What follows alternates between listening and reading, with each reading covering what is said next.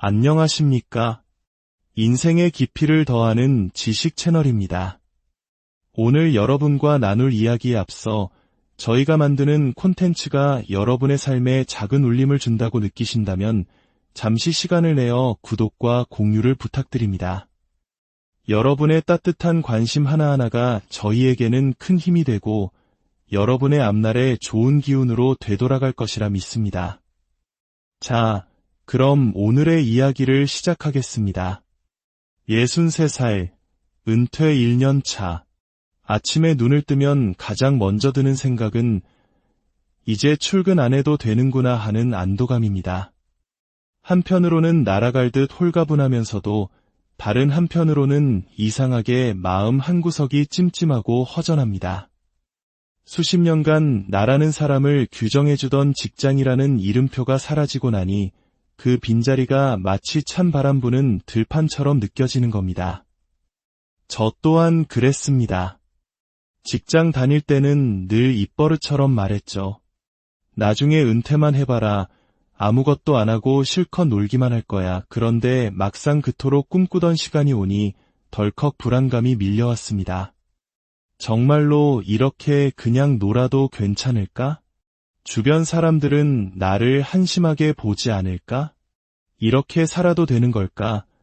온갖 걱정이 꼬리에 꼬리를 물었습니다. 하지만 저는 결국 그냥 노는 삶을 선택했습니다. 그리고 오늘 제가 왜 그런 결정을 내렸는지 그 진짜 이유를 솔직하게 나눠보려 합니다. 저처럼 평생 일만 바라보고 달려오다 문득 멈춰 서게 된 분들, 혹은 다가올 은퇴를 준비하며 막막함을 느끼는 분들이라면 누구나 한 번쯤은 똑같이 하게 될 고민이기 때문입니다. 사실 은퇴 전까지만 해도 저 역시 일에 대한 강박에 시달렸습니다. 우리가 어릴 때부터 귀에 못이 박이도록 들었던 말이 있지 않습니까? 놀면 망한다. 늙어서도 일해야 한다. 부지런해야 복을 받는다. 우리 사회를 지탱해온 이 성실의 가치는 한강의 기적을 일궈낸 우리 부모님 세대의 자랑스러운 신념이었습니다. 하지만 숨가쁘게 달려온 60년의 세월 끝에서 이 말이 과연 정답일까 하는 의문이 들었습니다. 저는 제 몸과 마음이 이미 지칠 대로 지쳤다는 사실을 인정하는 것이 먼저라고 생각했습니다. 60을 넘으면 솔직히 몸이 예전 같지 않습니다. 병원 가는 횟수가 늘고 아침에 일어날 때마다 허리가 묵직합니다. 깜빡깜빡하는 기억력은 세월의 흔적을 실감하게 하죠. 그런데도 불구하고 뭔가 생산적인 일을 계속해야 한다는 압박감 때문에 스스로를 채찍질한다면 오히려 더 빨리 망가질 뿐입니다. 그래서 저는 63살이 되던 해 은퇴하자마자 단단히 마음을 먹었습니다. 일단 1년은 무조건 그냥 놀자. 무조건 쉬자. 제가 의도적인 쉼을 선택한 첫 번째 이유는 제 몸이 간절히 원했기 때문입니다.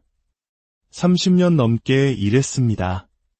새벽 별을 보고 출근에 달빛을 맞으며 퇴근하는 날들이 부지기수였고 주말 출근도 다반사였습니다. 휴가는 늘 회사 눈치 보느라 제대로 써본 기억조차 희미합니다. 항상 회사가 우선이었고 내 몸이 보내는 경고 신호는 애써 외면했죠. 그러다 은퇴 직전 받은 건강검진 결과는 충격적이었습니다. 의사 선생님의 한마디가 제 뒤통수를 세게 때렸습니다. 지금 쉬지 않으시면 정말 큰 병 옵니다. 간 수치, 혈압, 혈당, 모든 것이 위험 경계선에 있었습니다. 회사 다닐 때는 늘 긴장 상태로 살아서 아픈 줄도 몰랐던 겁니다. 모든 짐을 내려놓고 나니 비로소 내 몸이 지르는 비명이 들렸습니다. 그래서 저는 그냥 놀기 시작했습니다. 아침에는 느지막이 일어나 동네를 산책하고 오후에는 햇살 좋은 창가에서 낮잠을 잤습니다. 마음 내키는 날엔 훌쩍 여행을 떠나고 꾸준히 운동을 다니며 체력을 길렀습니다. 오랜 친구들을 만나 시간 가는 줄 모르고 수다를 떨었습니다. 그 누구도 시키지 않는 오롯이 나를 위한 일들을 스스로 선택해서 하는 것. 이것이야말로 진정으로 놀면서 쉬는 것이고 내 몸을 돌보는 가장 효과적인 방법이었습니다. 두 번째 이유는 무너진 내 마음을 다시 살리기 위해서였습니다. 제 친구 이야기를 하나 해드리겠습니다. 저와 동갑인 그 친구는 퇴직하자마자 집에 손 벌리기 싫다며 곧바로 재취업 자리를 알아보다가 동네 마트에서 아르바이트를 시작했습니다. 하지만 딱 3개월 만에 그만두고 말았습니다. 이유는 단 하나, 자존심이 너무 상해서였습니다. 평생 대리, 과장, 부장으로 불리며 존중받던 사람이 손님들에게 고개 숙여 포인트 적립해드릴까요? 묻고 무거운 짐을 나르는 현실을 견디기 힘들었던 겁니다. 돈은 벌었지만 마음이 죽어버렸다고 하더군요. 저는 그 이야기를 듣고 크게 깨달았습니다. 아, 돈보다 마음이 먼저구나. 저에게도 몇 번 재취업 제안이 들어왔습니다. 아끼는 후배가 형님, 그 경력 살려서 저희 회사 좀 도와주세요. 한 달에 몇백은 챙겨드릴게요. 라고 했을 땐 솔직히 마음이 흔들렸습니다. 하지만 곰곰이 생각해 봤습니다. 내가 거기 가서 나보다 어린 사장 눈치 보고 한참 어린 후배에게 잔소리 들어가며 일할 자신이 있을까? 결국 저는 정중히 거절했습니다. 내 마음이 다치는 것보다 더 큰 손해는 없다고 생각했기 때문입니다. 자존심을 구기지 않으면서 내 마음이 행복할 수 있는 길, 그것이 바로 그냥 노는 삶이었습니다. 그리고 세 번째 이유, 어쩌면 가장 중요할지도 모르는 이 이유는 바로 가족을 위해서였습니다. 퇴직한 남편이 집에서 놀기만 한다고 구박하는 아내들도 많다고 들었습니다. 당신, 뭐라도 좀 해. 집에만 있지 말고 이런 말을 들으면 평생 가족을 위해 헌신한 가장의 마음은 얼마나 큰 상처를 입을까요? 다행히 제 아내는 달랐습니다. 저는 은퇴 전부터 아내와 충분히 상의했습니다. 여보, 나 은퇴하면 1년만 그냥 좀 쉴게. 진짜 아무것도 안 하고 싶어. 처음에는 아내도 걱정했습니다. 생활비는 어떡할지, 남들이 뭐라고 할지 염려했죠. 그때 제가 진심을 다해 말했습니다. 우리 그동안 충분히 아끼고 성실하게 살았잖아. 앞으로 살아갈 만큼은 있어. 나 이제 회사에 매여 살던 기계가 아니라 당신 남편으로 좀 살아야겠어. 그동안 당신이랑 같이 못해본 것들 이제부터 실컷 하고 싶어. 제 말에 아내도 조용히 고개를 끄덕여 주었습니다. 그리고 실제로 지난 1년 동안 저는 아내와 함께 손잡고 여행을 다니고 북적이는 시장 구경도 함께 했습니다. 집안일도 당연하게 나눠서 했습니다. 평생 남의 일이라고 생각했던 살림을 직접 해보니 의외로 재미있더군요. 무엇보다 가장 큰 변화는 아내의 표정이었습니다. 아내가 편안해졌습니다. 어느 날 아내가 무심코 던진 당신, 예전보다 훨씬 부드러워졌어 라는 말을 들었을 때 저는 세상을 다 얻은 것처럼 기뻤습니다. 그것이 바로 제가 가족을 위해 할 수 있는 가장 중요한 일이었습니다. 이렇게 보면 그냥 노는 삶은 결코 수동적이거나 무가치한 시간이 아닙니다. 닳아버린 내 몸과 마음을 돌보고 소원했던 가족과의 관계를 회복하는 아주 적극적이고 능동적인 선택이었습니다. 그렇다고 앞으로 평생 아무것도 안 하고 살 거냐고요? 그건 아닙니다. 1년이라는 충분한 회복기를 가졌으니 이제 슬슬 무언가 새로운 일을 해볼까 합니다. 동네 작은 텃밭을 빌려 서툰 농사도 지어보고 의미 있는 시니어 봉사활동도 알아볼 생각입니다. 하지만 중요한 것은 이제 그 모든 활동이 해야 해서가 아니라 진심으로 하고 싶어서 한다는 점입니다. 전문가들 역시 이 점을 강조합니다. 은퇴 후의 삶에서 가장 중요한 것은 생산성에 대한 강박을 버리고 내가 진정으로 원하는 것을 선택할 자유를 회복하는 것이라고 말입니다. 특히 우리 한국 사회는 유독 일중독과 경쟁, 남의 시선을 의식하는 문화가 심합니다.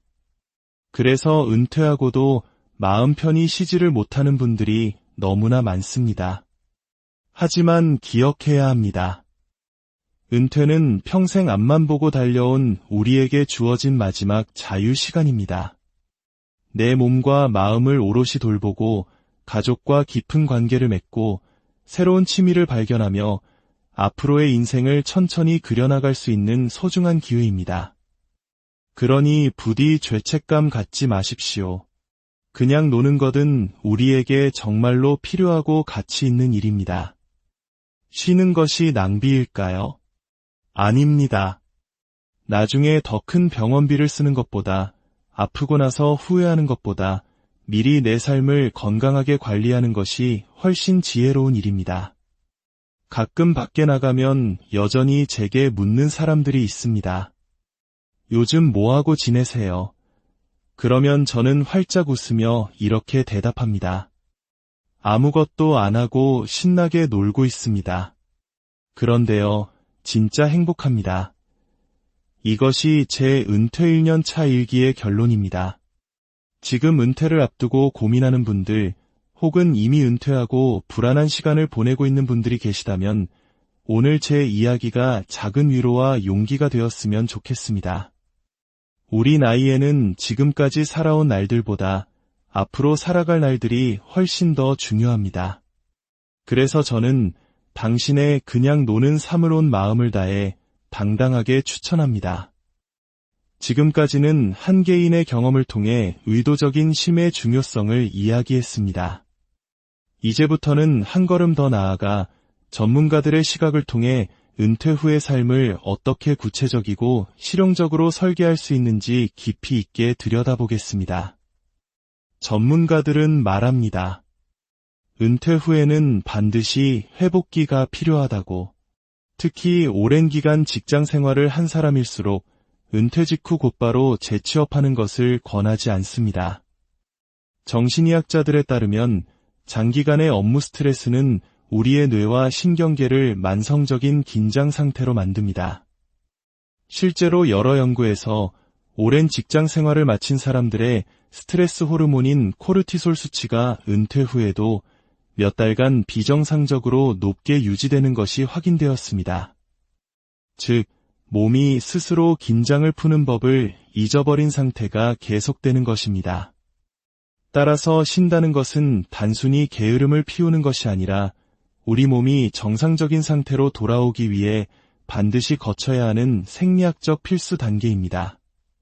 짧게는 한두 달, 길게는 1년 정도의 회복기를 스스로에게 허락해야만 건강한 인생 2막을 시작할 수 있습니다. 두 번째로, 재정적인 계획입니다. 많은 분들이 돈 걱정 때문에 불안해서 쉬지 못합니다. 전문가들은 이럴 때일수록 막연한 불안감에 휩싸일 것이 아니라 지출 계획을 세밀하게 세워볼 것을 권합니다. 바로 생활비, 여유비, 비상비 세 가지로 나누어 관리하는 것입니다. 생활비는 주거비, 식비, 공과금처럼 매달 반드시 나가는 고정 비용입니다. 여유비는 여행이나 외식, 취미 활동처럼 삶의 질을 높이는 데 사용하는 비용이죠. 그리고 비상비는 갑작스러운 질병이나 사고에 대비한 예비 자금입니다. 핵심은 이 세 항목을 구체적으로 나누고 최소한 생활비만큼은 국민연금이나 개인연금 혹은 노후 자산 인출을 통해 안정적으로 확보할 수 있는지 확인하는 것입니다. 이렇게 구체적인 계획을 세워두면 1년간의 쉼이 결코 재정적 파탄으로 이어지지 않는다는 사실을 깨닫고 훨씬 더 편안한 마음으로 회복에 집중할 수 있습니다. 세 번째는 심리적 허무감을 막는 방법입니다. 많은 분들이 막상 쉬다 보면 내가 쓸모없는 사람이 된 것 같다며 무기력감에 빠지곤 합니다. 그래서 전문가들은 의미 중심 활동을 계획하라고 조언합니다. 거창할 필요는 없습니다. 매일 1시간 걷기, 일주일에 한 번 친구와 점심 약속 잡기, 배우자와 하루 한 끼는 함께 요리하기, 평생 배우고 싶었던 악기나 그림 시작하기처럼 소박하지만 구체적인 계획을 세우는 겁니다.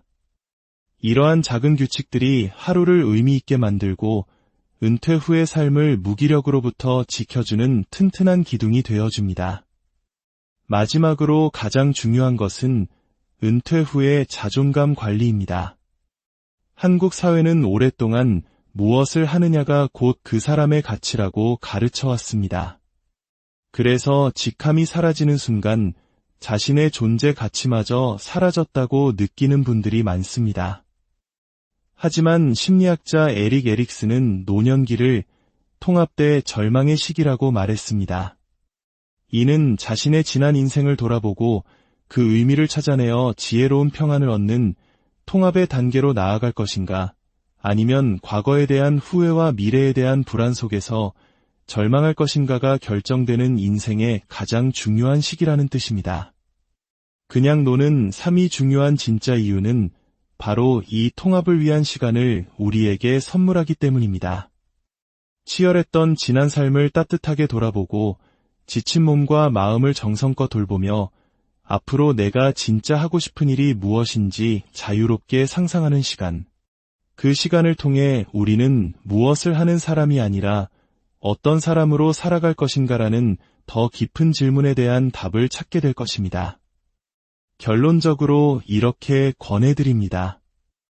은퇴 직후 최소 6개월에서 1년은 의무적인 회복기로 삼으십시오.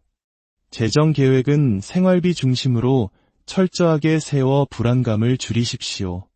그리고 쉰다고 허무해지지 않도록 내가 하고 싶은 의미 있는 활동들로 하루를 채우십시오.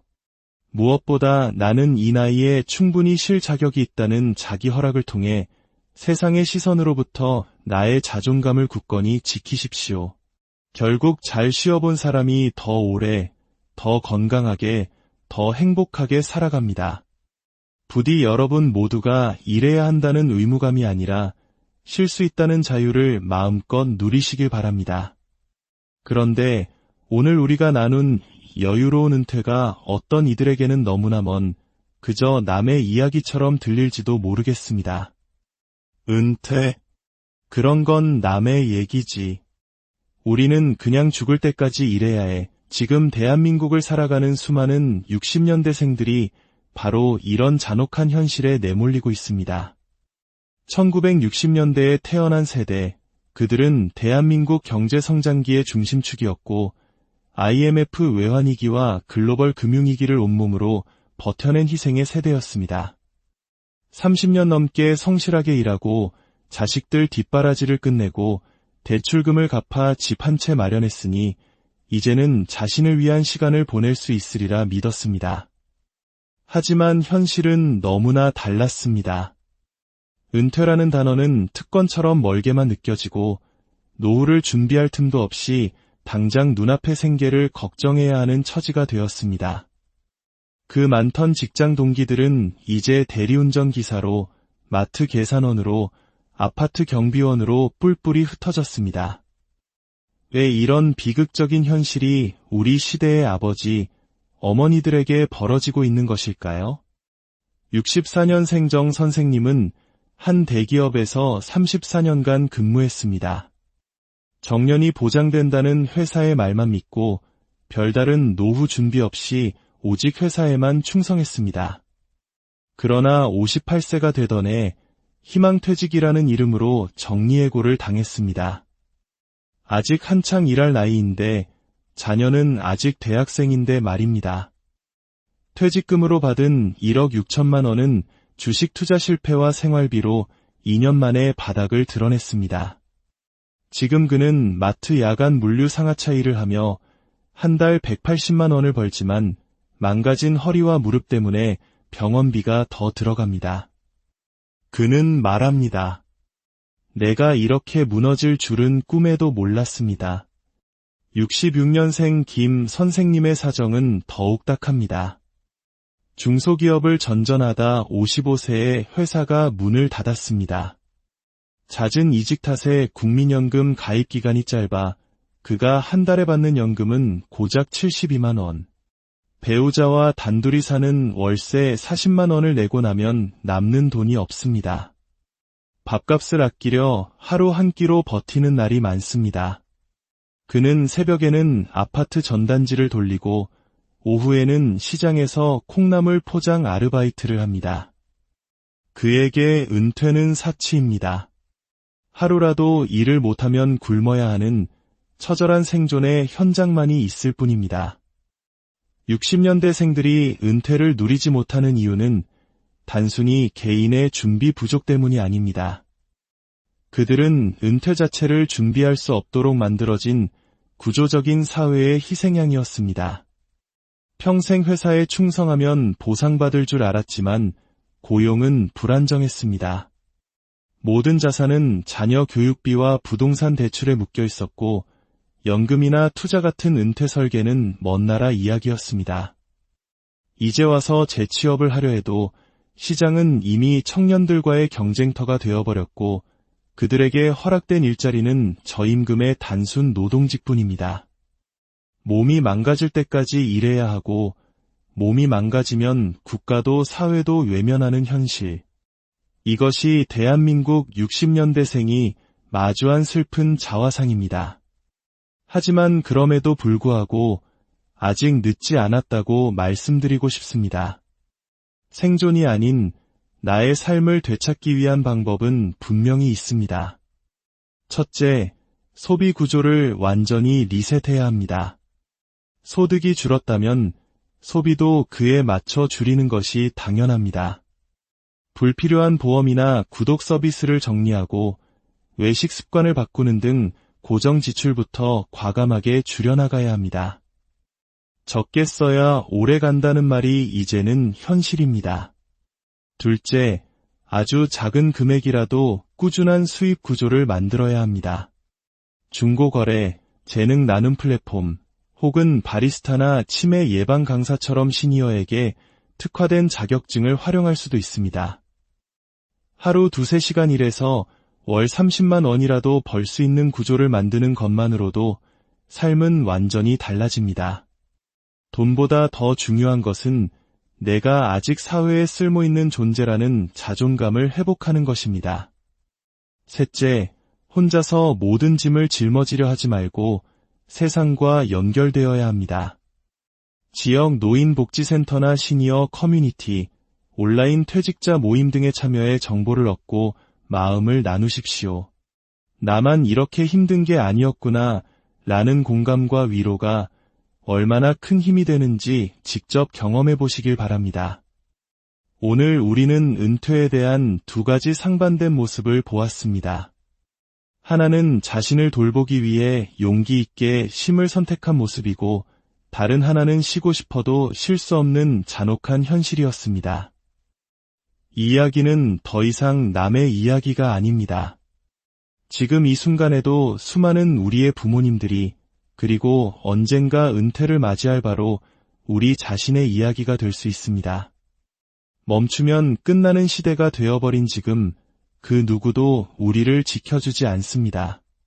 그래서 우리는 은퇴를 막연히 기다리는 것이 아니라 스스로 다시 시작할 이유를 만들어야 합니다.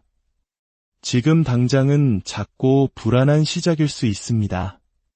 하지만 그 작은 한 걸음이 노후를 생존이 아닌 삶으로 바꾸는 유일한 길입니다.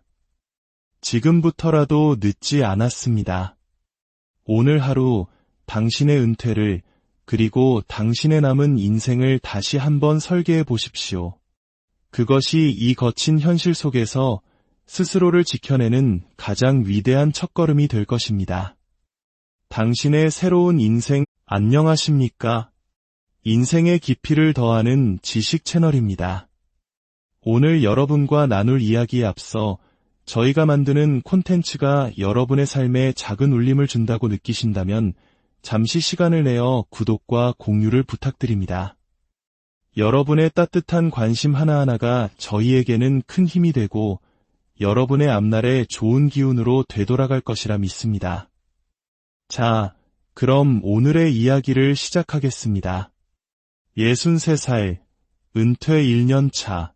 아침에 눈을 뜨면 가장 먼저 드는 생각은 이제 출근 안 해도 되는구나 하는 안도감입니다.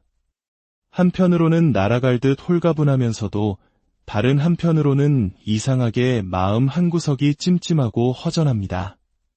수십 년간 나라는 사람을 규정해주던 직장이라는 이름표가 사라지고 나니 그 빈자리가 마치 찬 바람 부는 들판처럼 느껴지는 겁니다. 저 또한 그랬습니다. 직장 다닐 때는 늘 입버릇처럼 말했죠. 나중에 은퇴만 해봐라. 아무것도 안 하고 실컷 놀기만 할 거야. 그런데 막상 그토록 꿈꾸던 시간이 오니 덜컥 불안감이 밀려왔습니다. 정말로 이렇게 그냥 놀아도 괜찮을까? 주변 사람들은 나를 한심하게 보지 않을까? 이렇게 살아도 되는 걸까? 온갖 걱정이 꼬리에 꼬리를 물었습니다. 하지만 저는 결국 그냥 노는 삶을 선택했습니다. 그리고 오늘 제가 왜 그런 결정을 내렸는지 그 진짜 이유를 솔직하게 나눠보려 합니다.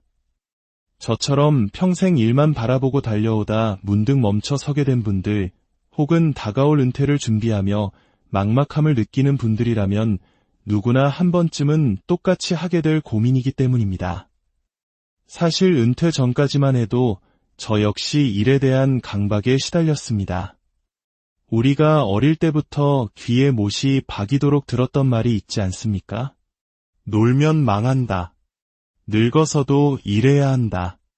부지런해야 복을 받는다. 우리 사회를 지탱해온 이성실의 가치는 한강의 기적을 일궈낸 우리 부모님 세대의 자랑스러운 신념이었습니다. 하지만 숨가쁘게 달려온 60년의 세월 끝에서 이 말이 과연 정답일까 하는 의문이 들었습니다. 저는 제 몸과 마음이 이미 지칠 대로 지쳤다는 사실을 인정하는 것이 먼저라고 생각했습니다. 60을 넘으면 솔직히 몸이 예전 같지 않습니다. 병원 가는 횟수가 늘고 아침에 일어날 때마다 허리가 묵직합니다. 깜빡깜빡하는 기억력은 세월의 흔적을 실감하게 하죠. 그런데도 불구하고 뭔가 생산적인 일을 계속해야 한다는 압박감 때문에 스스로를 채찍질한다면 오히려 더 빨리 망가질 뿐입니다. 그래서 저는 63살이 되던 해 은퇴하자마자 단단히 마음을 먹었습니다. 일단 1년은 무조건 그냥 놀자. 무조건 쉬자. 제가 의도적인 쉼을 선택한 첫 번째 이유는 제 몸이 간절히 원했기 때문입니다. 30년 넘게 일했습니다. 새벽 별을 보고 출근에 달빛을 맞으며 퇴근하는 날들이 부지기수였고 주말 출근도 다반사였습니다. 휴가는 늘 회사 눈치 보느라 제대로 써본 기억조차 희미합니다. 항상 회사가 우선이었고 내 몸이 보내는 경고 신호는 애써 외면했죠. 그러다 은퇴 직전 받은 건강검진 결과는 충격적이었습니다. 의사 선생님의 한마디가 제 뒤통수를 세게 때렸습니다. 지금 쉬지 않으시면 정말 큰 병 옵니다. 간 수치, 혈압, 혈당, 모든 것이 위험 경계선에 있었습니다. 회사 다닐 때는 늘 긴장 상태로 살아서 아픈 줄도 몰랐던 겁니다. 모든 짐을 내려놓고 나니 비로소 내 몸이 지르는 비명이 들렸습니다.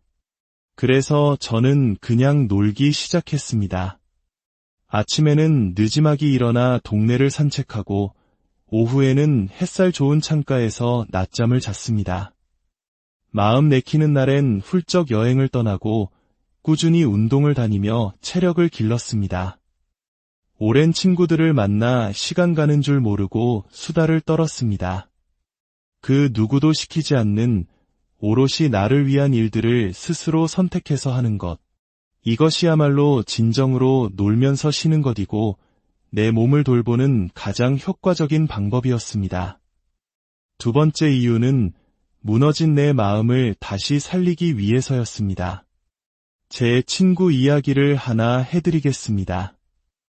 저와 동갑인 그 친구는 퇴직하자마자 집에 손 벌리기 싫다며 곧바로 재취업 자리를 알아보다가 동네 마트에서 아르바이트를 시작했습니다.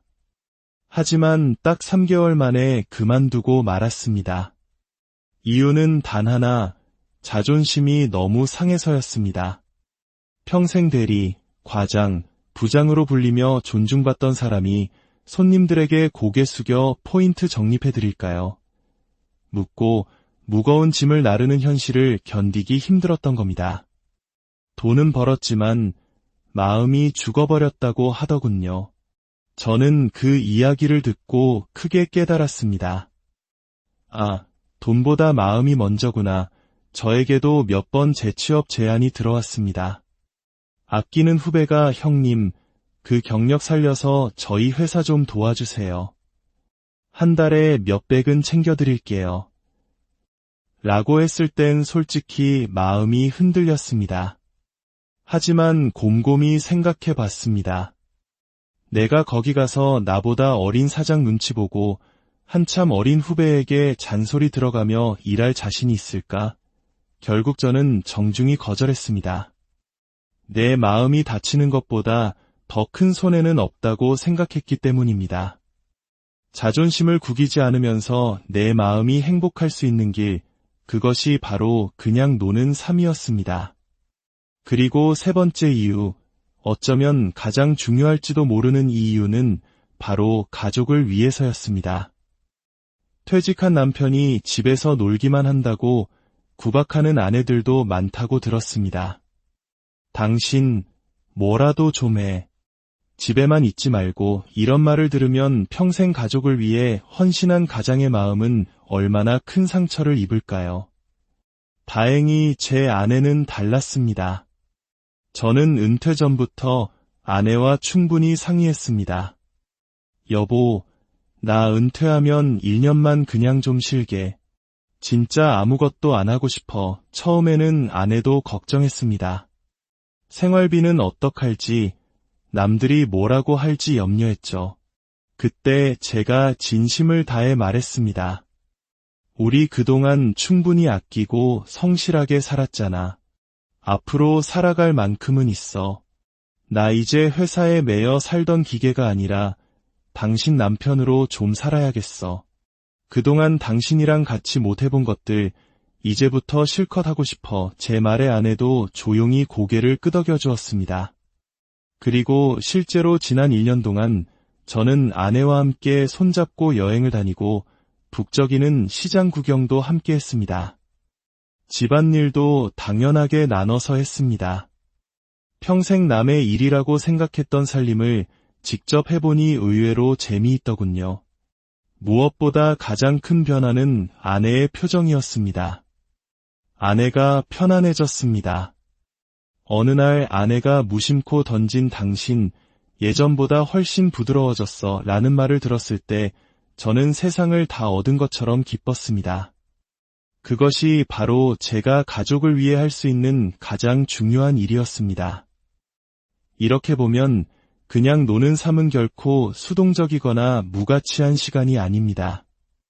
닳아버린 내 몸과 마음을 돌보고 소원했던 가족과의 관계를 회복하는 아주 적극적이고 능동적인 선택이었습니다. 그렇다고 앞으로 평생 아무것도 안 하고 살 거냐고요? 그건 아닙니다. 1년이라는 충분한 회복기를 가졌으니 이제 슬슬 무언가 새로운 일을 해볼까 합니다. 동네 작은 텃밭을 빌려 서툰 농사도 지어보고 의미 있는 시니어 봉사활동도 알아볼 생각입니다. 하지만 중요한 것은 이제 그 모든 활동이 해야 해서가 아니라 진심으로 하고 싶어서 한다는 점입니다. 전문가들 역시 이 점을 강조합니다. 은퇴 후의 삶에서 가장 중요한 것은 생산성에 대한 강박을 버리고 내가 진정으로 원하는 것을 선택할 자유를 회복하는 것이라고 말입니다. 특히 우리 한국 사회는 유독 일중독과 경쟁, 남의 시선을 의식하는 문화가 심합니다. 그래서 은퇴하고도 마음 편히 쉬지를 못하는 분들이 너무나 많습니다. 하지만 기억해야 합니다. 은퇴는 평생 앞만 보고 달려온 우리에게 주어진 마지막 자유 시간입니다. 내 몸과 마음을 오롯이 돌보고 가족과 깊은 관계를 맺고 새로운 취미를 발견하며 앞으로의 인생을 천천히 그려나갈 수 있는 소중한 기회입니다. 그러니 부디 죄책감 갖지 마십시오. 그냥 노는 것은 우리에게 정말로 필요하고 가치 있는 일입니다. 쉬는 것이 낭비일까요? 아닙니다. 나중에 더 큰 병원비를 쓰는 것보다, 아프고 나서 후회하는 것보다 미리 내 삶을 건강하게 관리하는 것이 훨씬 지혜로운 일입니다. 가끔 밖에 나가면 여전히 제게 묻는 사람들이 있습니다. 요즘 뭐하고 지내세요? 그러면 저는 활짝 웃으며 이렇게 대답합니다. 아무것도 안 하고 신나게 놀고 있습니다. 그런데요, 진짜 행복합니다. 이것이 제 은퇴 1년 차 일기의 결론입니다. 지금 은퇴를 앞두고 고민하는 분들, 혹은 이미 은퇴하고 불안한 시간을 보내고 있는 분들이 계시다면 오늘 제 이야기가 작은 위로와 용기가 되었으면 좋겠습니다. 우리 나이에는 지금까지 살아온 날들보다 앞으로 살아갈 날들이 훨씬 더 중요합니다. 그래서 저는 당신의 그냥 노는 삶을 온 마음을 다해 당당하게 추천합니다. 지금까지는 한 개인의 경험을 통해 의도적인 쉼의 중요성을 이야기했습니다. 이제부터는 한 걸음 더 나아가 전문가들의 시각을 통해 은퇴 후의 삶을 어떻게 구체적이고 실용적으로 설계할 수 있는지 깊이 있게 들여다보겠습니다. 전문가들은 말합니다. 은퇴 후에는 반드시 회복기가 필요하다고. 특히 오랜 기간 직장 생활을 한 사람일수록 은퇴 직후 곧바로 재취업하는 것을 권하지 않습니다. 정신의학자들에 따르면 장기간의 업무 스트레스는 우리의 뇌와 신경계를 만성적인 긴장 상태로 만듭니다. 실제로 여러 연구에서 오랜 직장 생활을 마친 사람들의 스트레스 호르몬인 코르티솔 수치가 은퇴 후에도 몇 달간 비정상적으로 높게 유지되는 것이 확인되었습니다. 즉, 몸이 스스로 긴장을 푸는 법을 잊어버린 상태가 계속되는 것입니다. 따라서 쉰다는 것은 단순히 게으름을 피우는 것이 아니라 우리 몸이 정상적인 상태로 돌아오기 위해 반드시 거쳐야 하는 생리학적 필수 단계입니다. 짧게는 한두 달, 길게는 1년 정도의 회복기를 스스로에게 허락해야만 건강한 인생 2막을 시작할 수 있습니다. 두 번째로, 재정적인 계획입니다. 많은 분들이 돈 걱정 때문에 불안해서 쉬지 못합니다. 전문가들은 이럴 때일수록 막연한 불안감에 휩싸일 것이 아니라 지출 계획을 세밀하게 세워볼 것을 권합니다.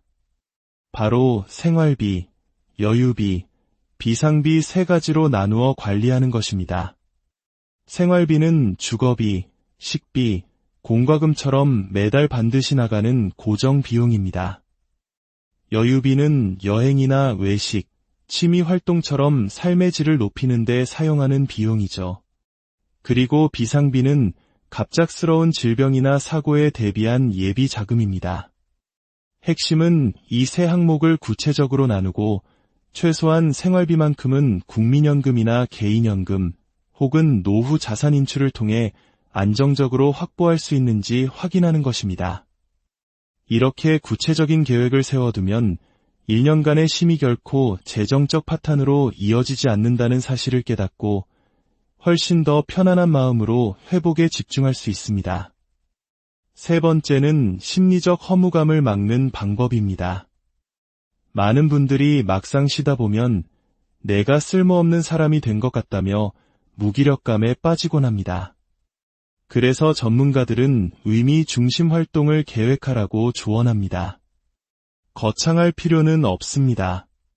매일 1시간 걷기, 일주일에 한 번 친구와 점심 약속 잡기, 배우자와 하루 한 끼는 함께 요리하기, 평생 배우고 싶었던 악기나 그림 시작하기처럼 소박하지만 구체적인 계획을 세우는 겁니다. 이러한 작은 규칙들이 하루를 의미 있게 만들고 은퇴 후의 삶을 무기력으로부터 지켜주는 튼튼한 기둥이 되어줍니다. 마지막으로 가장 중요한 것은 은퇴 후의 자존감 관리입니다. 한국 사회는 오랫동안 무엇을 하느냐가 곧 그 사람의 가치라고 가르쳐왔습니다. 그래서 직함이 사라지는 순간 자신의 존재 가치마저 사라졌다고 느끼는 분들이 많습니다. 하지만 심리학자 에릭 에릭슨은 노년기를 통합대 절망의 시기라고 말했습니다. 이는 자신의 지난 인생을 돌아보고 그 의미를 찾아내어 지혜로운 평안을 얻는 통합의 단계로 나아갈 것인가, 아니면 과거에 대한 후회와 미래에 대한 불안 속에서 절망할 것인가가 결정되는 인생의 가장 중요한 시기라는 뜻입니다. 그냥 노는 삶이 중요한 진짜 이유는 바로 이 통합을 위한 시간을 우리에게 선물하기 때문입니다. 치열했던 지난 삶을 따뜻하게 돌아보고 지친 몸과 마음을 정성껏 돌보며 앞으로 내가 진짜 하고 싶은 일이 무엇인지 자유롭게 상상하는 시간. 그 시간을 통해 우리는 무엇을 하는 사람이 아니라 어떤 사람으로 살아갈 것인가라는 더 깊은 질문에 대한 답을 찾게 될 것입니다. 결론적으로 이렇게 권해드립니다. 은퇴 직후 최소 6개월에서 1년은 의무적인 회복기로 삼으십시오. 재정 계획은 생활비 중심으로 철저하게 세워 불안감을 줄이십시오. 그리고 쉰다고 허무해지지 않도록 내가 하고 싶은 의미 있는 활동들로 하루를 채우십시오.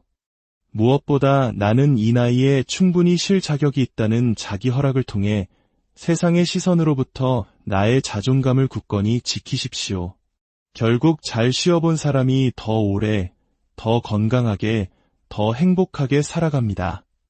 부디 여러분 모두가 일해야 한다는 의무감이 아니라 쉴 수 있다는 자유를 마음껏 누리시길 바랍니다. 그런데 오늘 우리가 나눈 여유로운 은퇴가 어떤 이들에게는 너무나 먼 그저 남의 이야기처럼 들릴지도 모르겠습니다. 은퇴? 그런 건 남의 얘기지. 우리는 그냥 죽을 때까지 일해야 해. 지금 대한민국을 살아가는 수많은 60년대생들이 바로 이런 잔혹한 현실에 내몰리고 있습니다. 1960년대에 태어난 세대, 그들은 대한민국 경제성장기의 중심축이었고 IMF 외환위기와 글로벌 금융위기를 온몸으로 버텨낸 희생의 세대였습니다. 30년 넘게 성실하게 일하고 자식들 뒷바라지를 끝내고 대출금을 갚아 집 한 채 마련했으니 이제는 자신을 위한 시간을 보낼 수 있으리라 믿었습니다. 하지만 현실은 너무나 달랐습니다. 은퇴라는 단어는 특권처럼 멀게만 느껴지고 노후를 준비할 틈도 없이 당장 눈앞의 생계를 걱정해야 하는 처지가 되었습니다. 그 많던 직장 동기들은 이제 대리운전 기사로, 마트 계산원으로, 아파트 경비원으로 뿔뿔이 흩어졌습니다. 왜 이런 비극적인 현실이 우리 시대의 아버지, 어머니들에게 벌어지고 있는 것일까요? 64년생 정 선생님은 한 대기업에서 34년간 근무했습니다. 정년이 보장된다는 회사의 말만 믿고 별다른 노후 준비 없이 오직 회사에만 충성했습니다. 그러나 58세가 되던 해 희망퇴직이라는 이름으로 정리해고를 당했습니다. 아직 한창 일할 나이인데 자녀는 아직 대학생인데 말입니다. 퇴직금으로 받은 1억 6천만 원은 주식 투자 실패와 생활비로 2년 만에 바닥을 드러냈습니다. 지금 그는 마트 야간 물류 상하차 일을 하며 한 달 180만 원을 벌지만 망가진 허리와 무릎 때문에 병원비가 더 들어갑니다. 그는 말합니다. 내가 이렇게 무너질 줄은 꿈에도 몰랐습니다. 66년생 김 선생님의 사정은 더욱 딱합니다. 중소기업을 전전하다 55세에 회사가 문을 닫았습니다. 잦은 이직 탓에 국민연금 가입 기간이 짧아 그가 한 달에 받는 연금은 고작 72만 원. 배우자와 단둘이 사는 월세 40만 원을 내고 나면 남는 돈이 없습니다. 밥값을 아끼려 하루 한 끼로 버티는 날이 많습니다. 그는 새벽에는 아파트 전단지를 돌리고 오후에는 시장에서 콩나물 포장 아르바이트를 합니다. 그에게 은퇴는 사치입니다. 하루라도 일을 못하면 굶어야 하는 처절한 생존의 현장만이 있을 뿐입니다. 60년대생들이 은퇴를 누리지 못하는 이유는 단순히 개인의 준비 부족 때문이 아닙니다. 그들은 은퇴 자체를 준비할 수 없도록 만들어진 구조적인 사회의 희생양이었습니다. 평생 회사에 충성하면 보상받을 줄 알았지만 고용은 불안정했습니다. 모든 자산은 자녀 교육비와 부동산 대출에 묶여 있었고 연금이나 투자 같은 은퇴 설계는 먼 나라 이야기였습니다. 이제 와서 재취업을 하려 해도 시장은 이미 청년들과의 경쟁터가 되어버렸고 그들에게 허락된 일자리는 저임금의 단순 노동직뿐입니다. 몸이 망가질 때까지 일해야 하고 몸이 망가지면 국가도 사회도 외면하는 현실. 이것이 대한민국 60년대생이 마주한 슬픈 자화상입니다. 하지만 그럼에도 불구하고 아직 늦지 않았다고 말씀드리고 싶습니다. 생존이 아닌 나의 삶을 되찾기 위한 방법은 분명히 있습니다. 첫째, 소비 구조를 완전히 리셋해야 합니다. 소득이 줄었다면 소비도 그에 맞춰 줄이는 것이 당연합니다. 불필요한 보험이나 구독 서비스를 정리하고 외식 습관을 바꾸는 등 고정 지출부터 과감하게 줄여나가야 합니다. 적게 써야 오래 간다는 말이 이제는 현실입니다. 둘째, 아주 작은 금액이라도 꾸준한 수입 구조를 만들어야 합니다. 중고거래, 재능 나눔 플랫폼, 혹은 바리스타나 치매 예방 강사처럼 시니어에게 특화된 자격증을 활용할 수도 있습니다. 하루 2-3시간 일해서 월 30만 원이라도 벌 수 있는 구조를 만드는 것만으로도 삶은 완전히 달라집니다. 돈보다 더 중요한 것은 내가 아직 사회에 쓸모있는 존재라는 자존감을 회복하는 것입니다. 셋째, 혼자서 모든 짐을 짊어지려 하지 말고 세상과 연결되어야 합니다. 지역 노인복지센터나 시니어 커뮤니티, 온라인 퇴직자 모임 등에 참여해 정보를 얻고 마음을 나누십시오. 나만 이렇게 힘든 게 아니었구나 라는 공감과 위로가 얼마나 큰 힘이 되는지 직접 경험해 보시길 바랍니다. 오늘 우리는 은퇴에 대한 2가지 상반된 모습을 보았습니다. 하나는 자신을 돌보기 위해 용기 있게 쉼을 선택한 모습이고 다른 하나는 쉬고 싶어도 쉴 수 없는 잔혹한 현실이었습니다. 이 이야기는 더 이상 남의 이야기가 아닙니다. 지금 이 순간에도 수많은 우리의 부모님들이 그리고 언젠가 은퇴를 맞이할 바로 우리 자신의 이야기가 될 수 있습니다. 멈추면 끝나는 시대가 되어버린 지금 그 누구도 우리를 지켜주지 않습니다.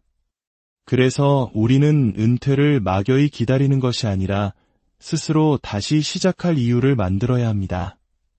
지금 당장은 작고 불안한 시작일 수 있습니다. 하지만 그 작은 한 걸음이 노후를 생존이 아닌 삶으로 바꾸는 유일한 길입니다. 지금부터라도 늦지 않았습니다. 오늘 하루 당신의 은퇴를 그리고 당신의 남은 인생을 다시 한번 설계해 보십시오. 그것이 이 거친 현실 속에서 스스로를 지켜내는 가장 위대한 첫걸음이 될 것입니다. 당신의 새로운 인생 안녕하십니까? 인생의 깊이를 더하는 지식 채널입니다. 오늘 여러분과 나눌 이야기에 앞서 저희가 만드는 콘텐츠가 여러분의 삶에 작은 울림을 준다고 느끼신다면 잠시 시간을 내어 구독과 공유를 부탁드립니다. 여러분의 따뜻한 관심 하나하나가 저희에게는 큰 힘이 되고 여러분의 앞날에 좋은 기운으로 되돌아갈 것이라 믿습니다. 자, 그럼 오늘의 이야기를 시작하겠습니다. 63살, 은퇴 1년 차. 아침에 눈을 뜨면 가장 먼저 드는 생각은 이제 출근 안 해도 되는구나 하는 안도감입니다. 한편으로는 날아갈 듯 홀가분하면서도 다른 한편으로는 이상하게 마음 한구석이 찜찜하고 허전합니다. 수십 년간 나라는 사람을 규정해주던 직장이라는 이름표가 사라지고 나니 그 빈자리가 마치 찬 바람 부는 들판처럼 느껴지는 겁니다. 저 또한 그랬습니다. 직장 다닐 때는 늘 입버릇처럼 말했죠. 나중에 은퇴만 해봐라. 아무것도 안 하고 실컷 놀기만 할 거야. 그런데 막상 그토록 꿈꾸던 시간이 오니 덜컥 불안감이 밀려왔습니다. 정말로 이렇게 그냥 놀아도 괜찮을까? 주변 사람들은 나를 한심하게 보지 않을까? 이렇게 살아도 되는 걸까? 온갖 걱정이 꼬리에 꼬리를 물었습니다. 하지만 저는 결국 그냥 노는 삶을 선택했습니다. 그리고 오늘 제가 왜 그런 결정을 내렸는지 그 진짜 이유를 솔직하게 나눠보려 합니다. 저처럼 평생 일만 바라보고 달려오다 문득 멈춰 서게 된 분들, 혹은 다가올 은퇴를 준비하며 막막함을 느끼는 분들이라면 누구나 한 번쯤은 똑같이 하게 될 고민이기 때문입니다. 사실 은퇴 전까지만 해도 저 역시 일에 대한 강박에 시달렸습니다.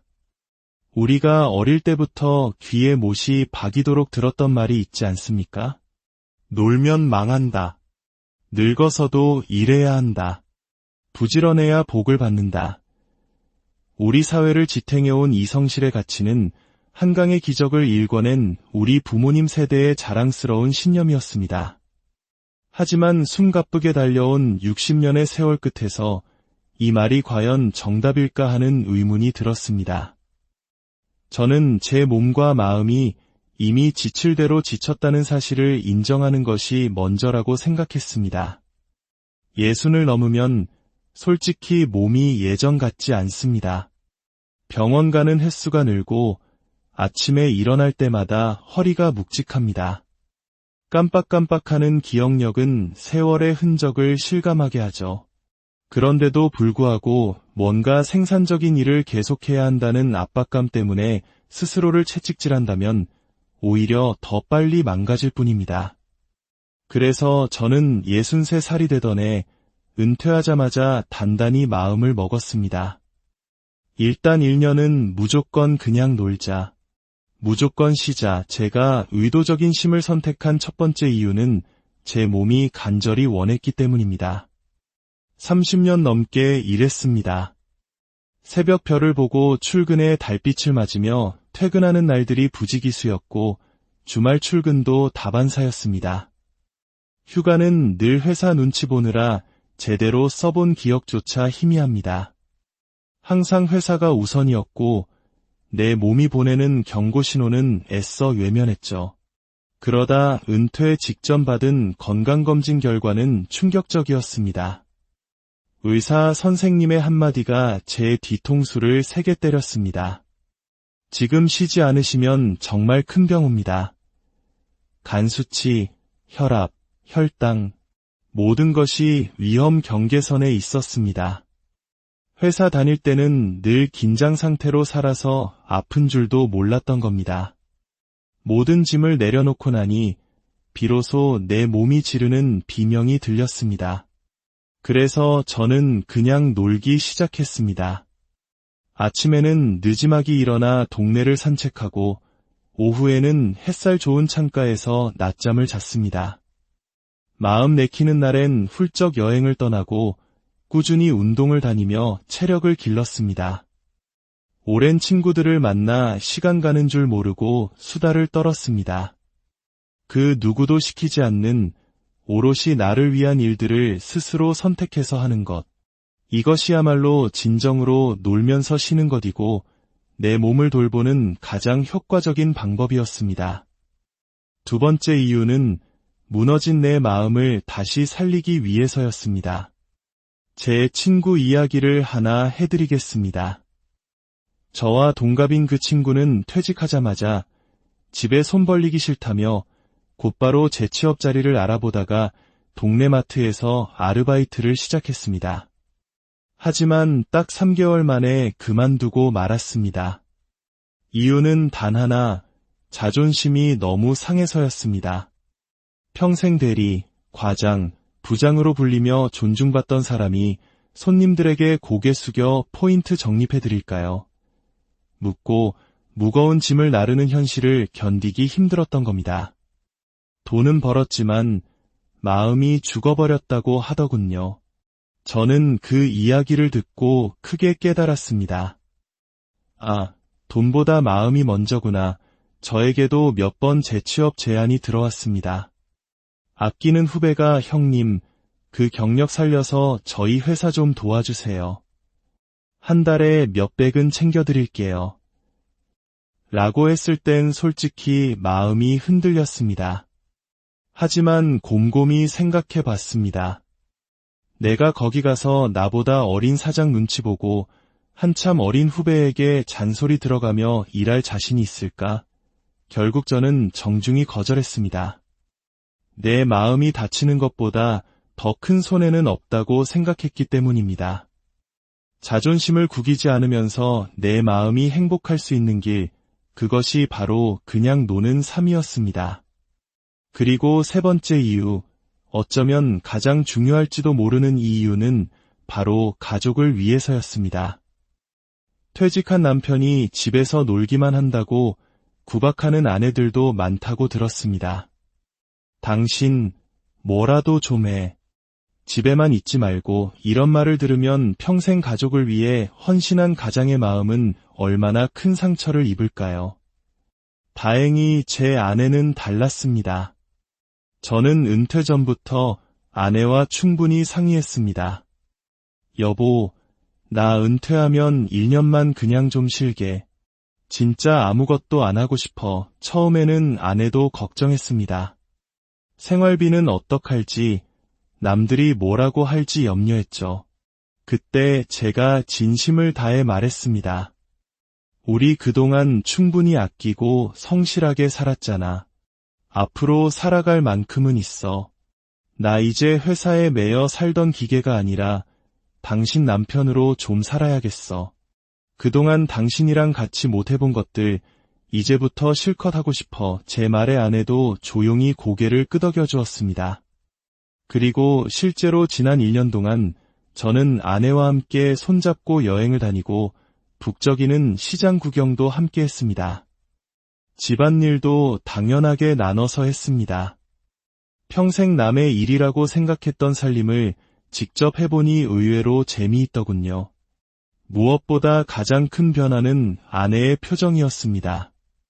아내가 편안해졌습니다. 어느 날 아내가 무심코 던진 당신, 예전보다 훨씬 부드러워졌어 라는 말을 들었을 때 저는 세상을 다 얻은 것처럼 기뻤습니다. 그것이 바로 제가 가족을 위해 할 수 있는 가장 중요한 일이었습니다. 이렇게 보면 그냥 노는 삶은 결코 수동적이거나 무가치한 시간이 아닙니다. 닳아버린 내 몸과 마음을 돌보고 소원했던 가족과의 관계를 회복하는 아주 적극적이고 능동적인 선택이었습니다. 그렇다고 앞으로 평생 아무것도 안 하고 살 거냐고요? 그건 아닙니다. 1년이라는 충분한 회복기를 가졌으니 이제 슬슬 무언가 새로운 일을 해볼까 합니다. 동네 작은 텃밭을 빌려 서툰 농사도 지어보고 의미 있는 시니어 봉사활동도 알아볼 생각입니다. 하지만 중요한 것은 이제 그 모든 활동이 해야 해서가 아니라 진심으로 하고 싶어서 한다는 점입니다. 전문가들 역시 이 점을 강조합니다. 은퇴 후의 삶에서 가장 중요한 것은 생산성에 대한 강박을 버리고 내가 진정으로 원하는 것을 선택할 자유를 회복하는 것이라고 말입니다. 특히 우리 한국 사회는 유독 일중독과 경쟁, 남의 시선을 의식하는 문화가 심합니다. 그래서 은퇴하고도 마음 편히 쉬지를 못하는 분들이 너무나 많습니다. 하지만 기억해야 합니다. 은퇴는 평생 앞만 보고 달려온 우리에게 주어진 마지막 자유 시간입니다. 내 몸과 마음을 오롯이 돌보고 가족과 깊은 관계를 맺고 새로운 취미를 발견하며 앞으로의 인생을 천천히 그려나갈 수 있는 소중한 기회입니다. 그러니 부디 죄책감 갖지 마십시오. 그냥 노는 것은 우리에게 정말로 필요하고 가치 있는 일입니다. 쉬는 것이 낭비일까요? 아닙니다. 나중에 더 큰 병원비를 쓰는 것보다 아프고 나서 후회하는 것보다 미리 내 삶을 건강하게 관리하는 것이 훨씬 지혜로운 일입니다. 가끔 밖에 나가면 여전히 제게 묻는 사람들이 있습니다. 요즘 뭐하고 지내세요? 그러면 저는 활짝 웃으며 이렇게 대답합니다. 아무것도 안 하고 신나게 놀고 있습니다.